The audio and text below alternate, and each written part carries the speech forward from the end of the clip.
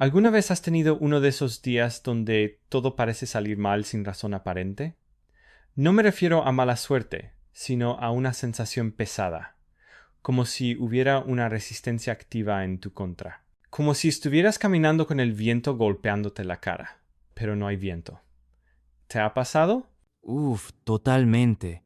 Es esa sensación de agotamiento repentino o un conflicto que explota de la nada con tu pareja o un compañero de trabajo por una tontería minúscula y te quedas pensando, ¿de dónde salió esto? Exacto.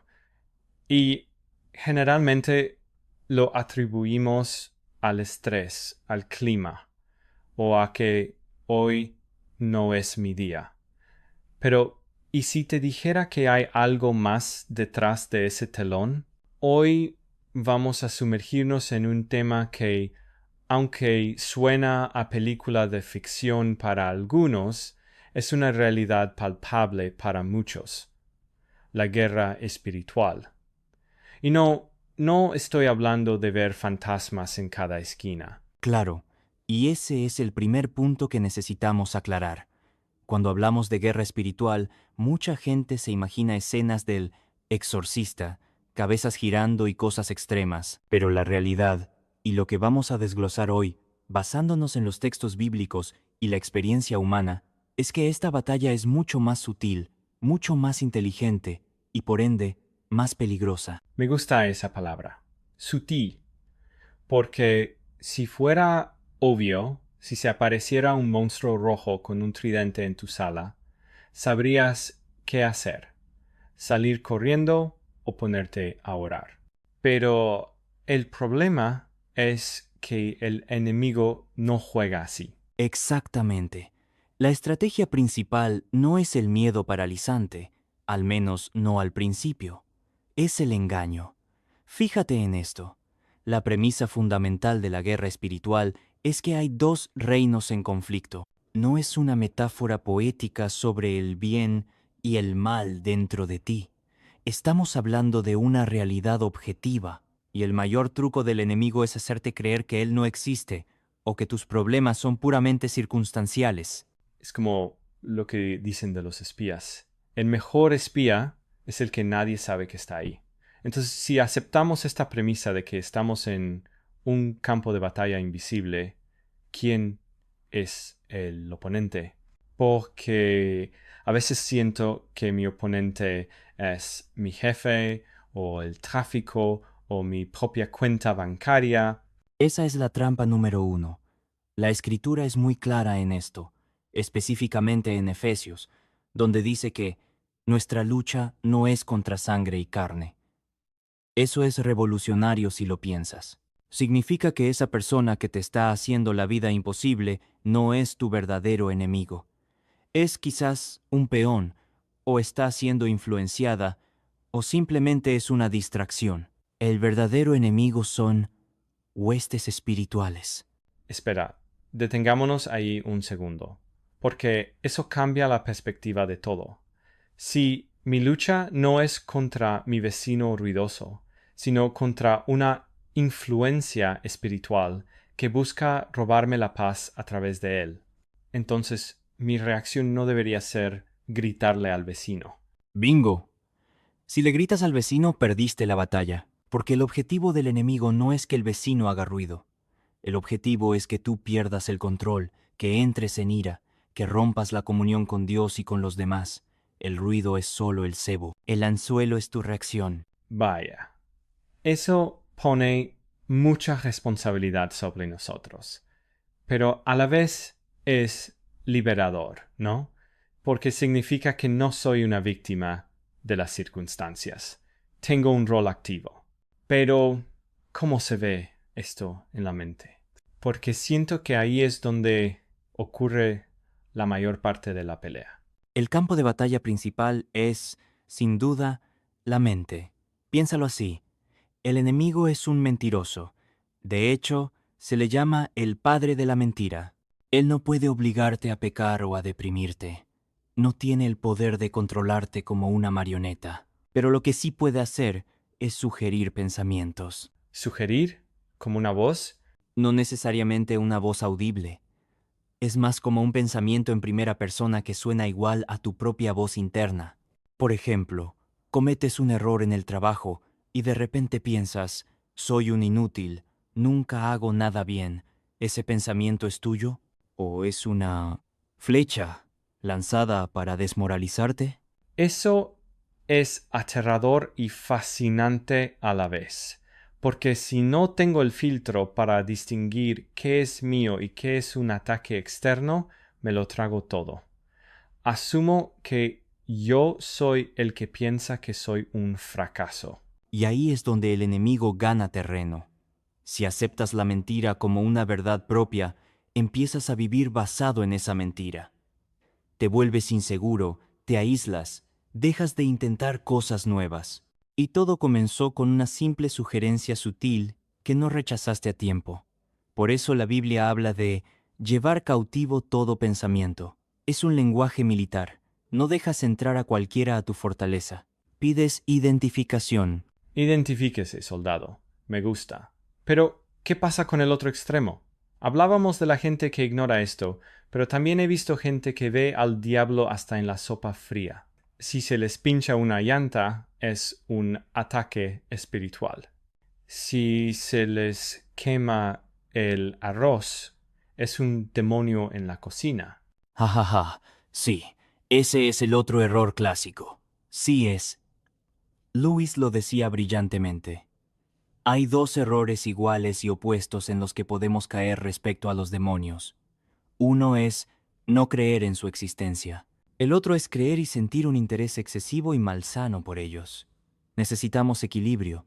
Vivimos en un mundo caído, así que a veces una llanta se pincha porque había un clavo. Punto. No todo es un ataque directo. Entonces, ¿cómo discernimos?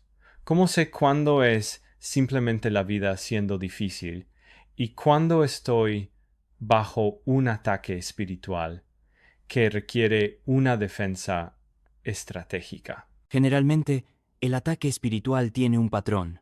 Busca destruir tu identidad, tu propósito o tus relaciones. Si una situación difícil te empuja a dudar de quién eres, a dudar de la bondad de Dios, o te lleva a una desesperación desproporcionada con respecto al evento, probablemente hay un componente espiritual. Es esa pesadez extra que mencionábamos al principio. Además, suele ocurrir justo antes o después de un gran avance espiritual.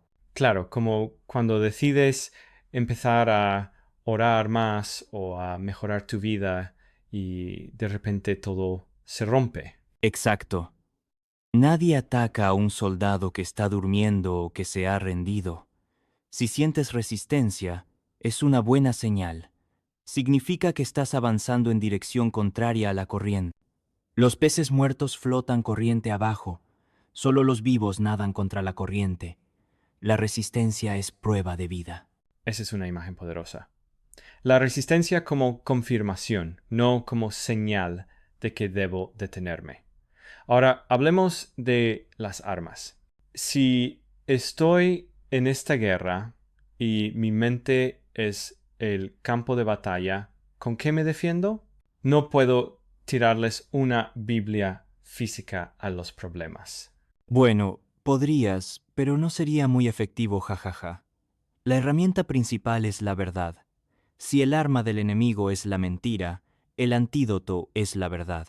No tu verdad, ni mi verdad, sino la verdad de Dios. Cuando viene ese pensamiento de no vales nada, tú no debates con el pensamiento, tú lo sustituyes. Dices, no, la Escritura dice que soy amado, escogido y perdonado. Es un reemplazo activo. Pero requiere que conozcamos esa verdad de antemano. No puedes usar un arma que no sabes cargar. Exactamente. Por eso el estudio, la lectura, no es solo un ejercicio académico o religioso, es un entrenamiento militar. Estás llenando tu arsenal. Imagina a un soldado que va a la guerra sin municiones. Eso es un cristiano que no conoce las promesas de Dios. Cuando llega la crisis, no tiene con qué responder.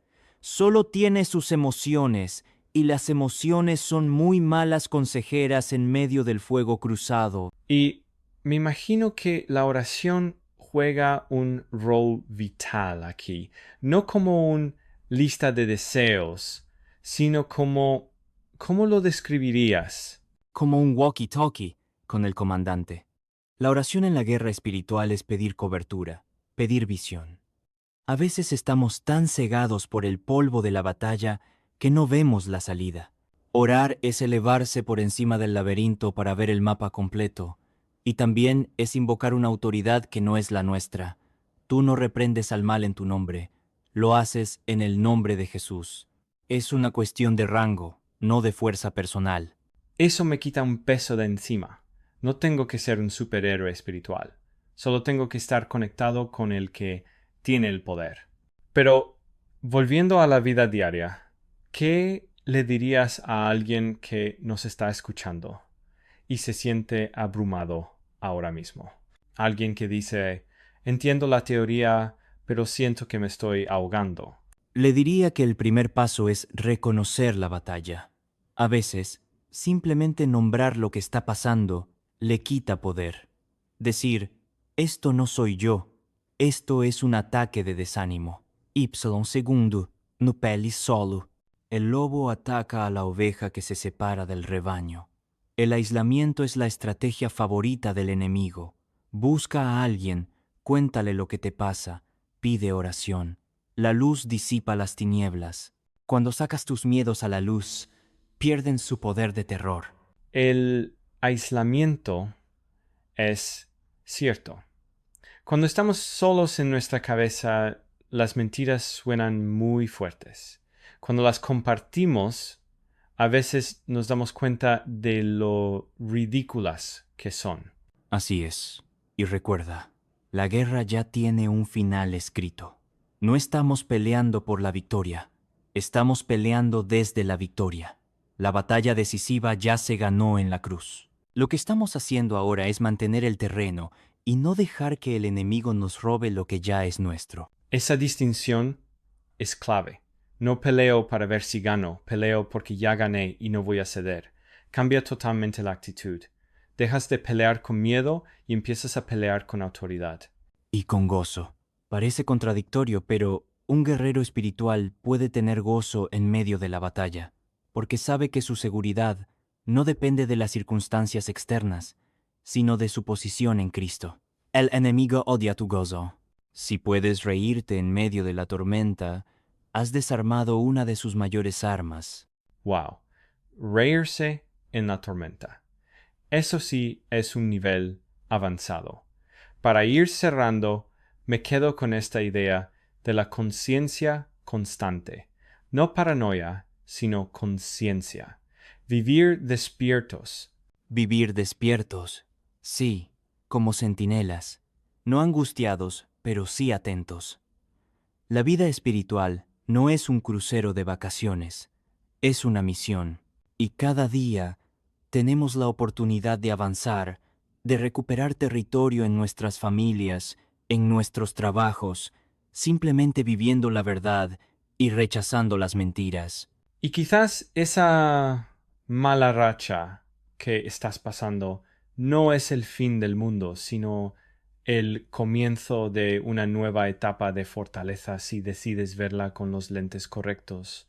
Así es, la presión crea diamantes, la batalla forja el carácter. No desprecies la lucha, porque es ahí donde te haces fuerte. Increíble. Creo que todos nos llevamos tarea para la casa hoy. Revisar nuestros pensamientos, identificar las mentiras y recordar que no estamos peleando solos. Gracias por esta inmersión profunda. Un placer, y recuerden, mantengan la armadura puesta. Hasta la próxima. Sigan atentos, sigan despiertos.